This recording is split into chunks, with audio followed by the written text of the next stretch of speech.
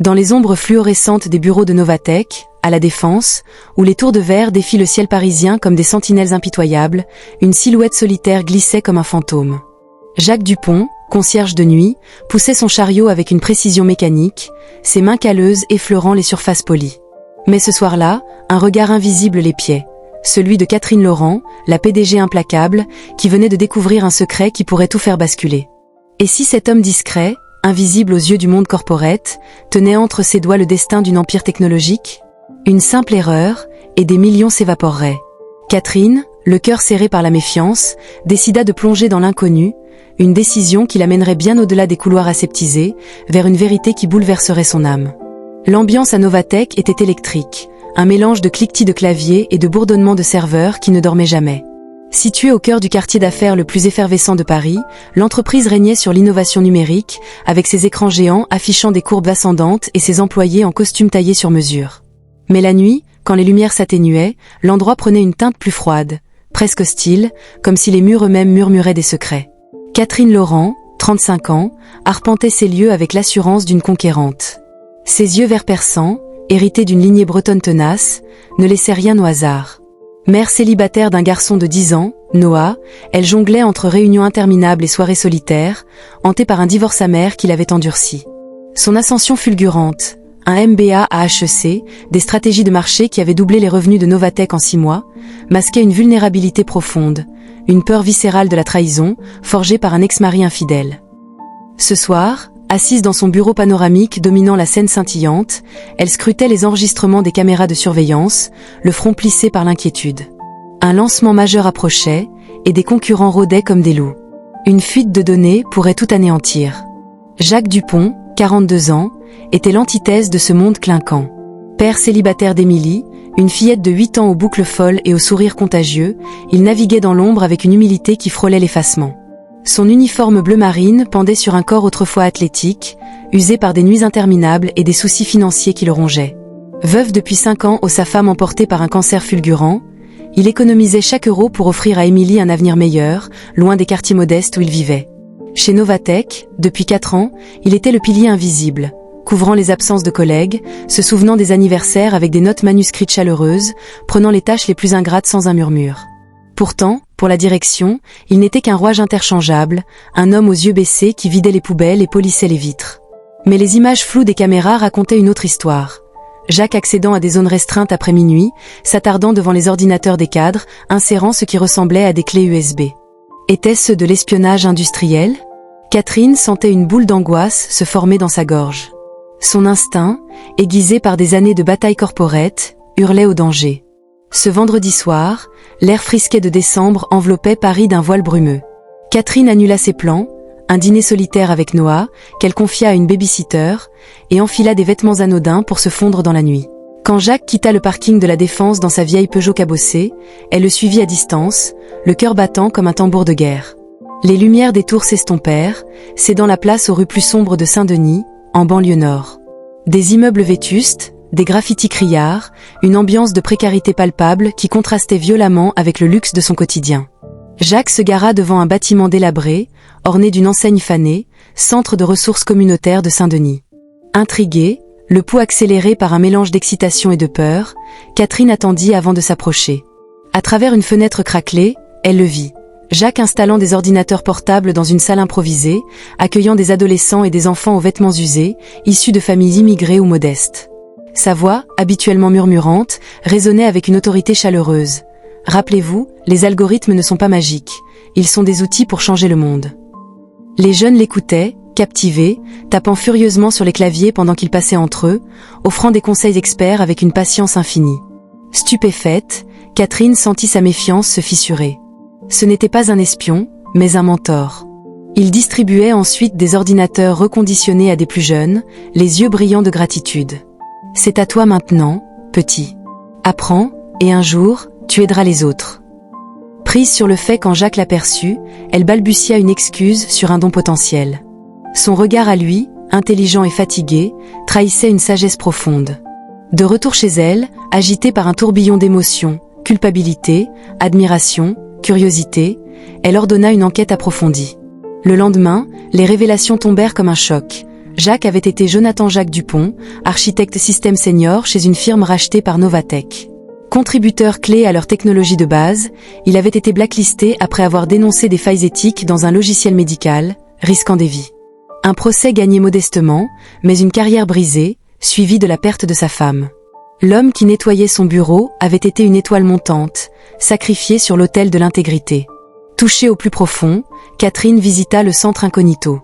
L'endroit exhalait une odeur de vieux bois et d'espoir tenace, meubles rafistolés, plafond fuyant, mais une énergie vibrante. La directrice, une femme généreuse, vanta le programme de Jacques, codage, alphabétisation numérique, CV pour briser la pauvreté. Il donne tout bénévolement, trouve du matériel on ne sait où. Catherine vit Jacques aider une grand-mère à appeler ses petits-enfants au Venezuela via un appel vidéo, sa patience infinie illuminant la pièce. Émue par cette humanité brute, contrastant avec son monde de tableur froid, elle autorisa un don anonyme substantiel, rénovation, équipement neuf. Pour la première fois depuis longtemps, une chaleur inattendue envahit son cœur, le début d'une transformation qu'elle n'avait pas vue venir. Peu après le don anonyme de Catherine au centre de Saint-Denis, une tempête s'abattit sur Novatech. 3 jours avant le lancement majeur d'un logiciel révolutionnaire, censé propulser l'entreprise au sommet du marché européen, l'équipe de développement découvrit une faille critique. Dans la salle de réunion panoramique de la Défense, l'atmosphère était étouffante, écran clignotant affichant des lignes de code défectueuses, voix haussée en accusation mutuelle, et une odeur de café froid mêlée à la sueur de l'angoisse. Catherine Laurent, les traits tirés par des nuits blanches, sentait son empire vaciller. Mère célibataire, elle imaginait déjà les conséquences. Perte financière colossale, chute boursière, et pire, l'impact sur Noah, son fils de 10 ans, qui dépendait de sa stabilité. Son cœur battait la chamade, un mélange de rage et de peur viscérale. Elle qui avait bâti sa carrière sur le contrôle absolu, se sentait impuissante face à ce chaos technique. Jacques Dupont, fidèle à son poste, nettoyait discrètement la salle adjacente, son chariot grinçant comme un écho discret dans la tourmente. Ses yeux, habituellement baissés, s'attardaient sur les projections d'erreurs avec une concentration inhabituelle. Catherine, remarquant ce reflet dans la vitre, une intuition fulgurante. Ignorant les regards stupéfaits de ses cadres, elle l'invita dans un coin discret. « Jacques, vous étiez architecte sur le cadre original. Aidez-nous. » Il hésita, son visage buriné par les épreuves, veuf, père d'Émilie, blacklisté pour son intégrité, trahissant une prudence forgée dans la douleur. Mais face à l'urgence, il accepta de jeter un œil au log. Ses doigts, calleux de ménage nocturne, dansèrent sur le clavier avec une expertise oubliée, révélant la cause. Un problème d'allocation mémoire héritée qu'il avait anticipé des années plus tôt. C'est réparable, mais il faut agir vite. En 48 heures infernales, sous les néons implacables, Jacques guida l'équipe. L'ambiance passa de la méfiance, le concierge, ricanaient les ingénieurs, à l'admiration. Sa patience infinie, contrastant avec l'arrogance des diplômés d'élite, dénoua les nœuds. La faille fut non seulement corrigée, mais optimisée, boostant les performances de 15%. Le lancement fut un triomphe, action en hausse de 12%, applaudissements dans les couloirs. Catherine, épuisée mais exaltée, convoqua une assemblée générale dans l'atrium vitré, où la lumière parisienne filtrait comme un signe d'espoir. Tout le personnel, des cadres aux agents d'entretien, se massa. Jacques, en uniforme bleu, se tenait au fond, mal à l'aise, son humilité comme un bouclier. « Nous avons frôlé le désastre », déclara Catherine, la voix ferme mais émue. Mais ce succès nous enseigne que le talent ne porte pas toujours un costume. Elle invita Jacques sur l'estrade, révélant son passé, l'étoile montante sacrifiée pour l'éthique, le veuf dévoué à sa communauté. Des murmures parcoururent la foule, puis des applaudissements. « Au nom de Novatech, je m'excuse.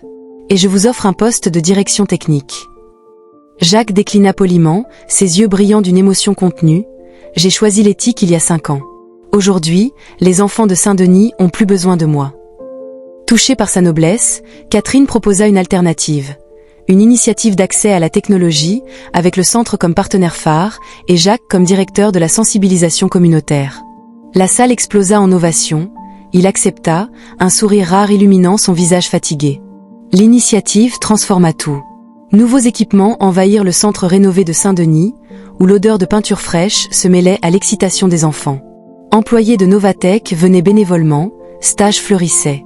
Catherine visita souvent, observant Noah s'épanouir aux côtés d'Émilie lors des cours de Jacques. Les 2 enfants, riant devant des écrans, symbolisaient un pont entre mondes. Parents célibataires marqués par la perte, Catherine et Jacques partageaient des blessures profondes. Elle, son divorce traître, lui, son deuil et son ostracisme. Leur respect mutuel évolua en complicité intime. Conversations tardives sur des bancs du centre, rires partagés sur des anecdotes parentales, regards qui s'attardaient, chargés d'une tendresse inattendue. Un soir, sous un ciel étoilé de banlieue, elle effleura sa main. « Vous m'avez appris à voir au-delà des chiffres. » Il serra la sienne, et vous, à croire que le changement est possible.